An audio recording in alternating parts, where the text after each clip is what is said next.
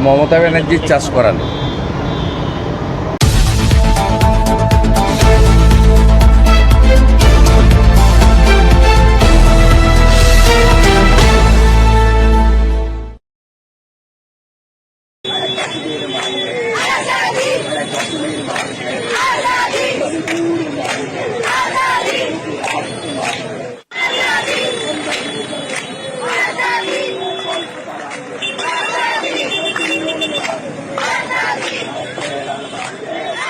যাদবপুরে আপনার ওপর প্রাণঘাতী হামলা হয়েছিল, সেই যাদবপুরে স্লোগান উঠছে কাশ্মীর মাঙ্গে আজাদি।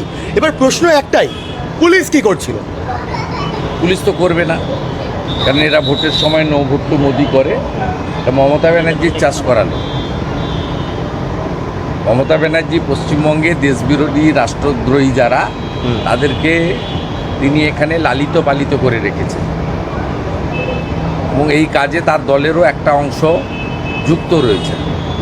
আপনি দেখলেন না বিহারের দুটো ছেলেকে যেভাবে কান ধরে উদ্ঘোষ করালো শিলিগুড়িতে। এটা তো সংকীর্ণতা, প্রাদেশিকতা, দেশের মধ্যে আরেকটা দেশ তৈরি করার যে অপচেষ্টা, এটা বহুত্ববাদে বিশ্বাসী ভারতবর্ষের ক্ষেত্রে বেমানান। সাগর দত্তর হাসপাতালে রেস কাটতে না কাটতেই সরকারি হাসপাতালে ফের জুনিয়র ডাক্তারদের নিগ্রহ এবং এবার ঘটনাস্থল হচ্ছে ন্যাশনাল মেডিকেল কলেজ। কি বলবেন? আমি গতকালই বলেছি, আমার মিছিল ছিল, কর্মসূচি ছিল। সমস্যার মূল হচ্ছে মমতা ব্যানার্জি।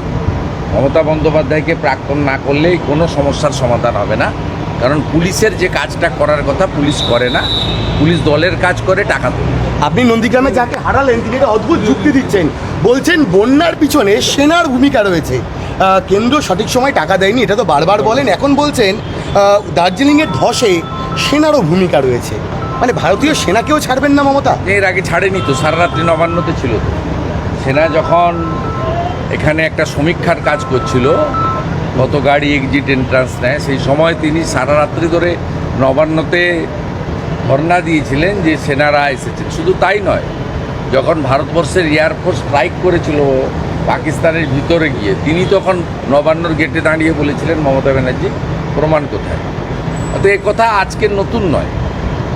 যারা রাষ্ট্রপ্রেমী, যারা 26শে জানুয়ারি এবং 15ই আগস্ট দেশমাতৃকার পতাকা তোলেন, বন্দে মাতরম বলেন, জাতীয় সঙ্গীত গান, তাদের মধ্যে কিছু লোক মমতা ব্যানার্জিকে ভোট দেয়, তাদেরকে থিঙ্ক করতে বলবো। 15 মাস পরে পশ্চিমবঙ্গ বিধানসভার নির্বাচন হবে, একে সরান আসল স্বরূপ প্রকাশিত হচ্ছে।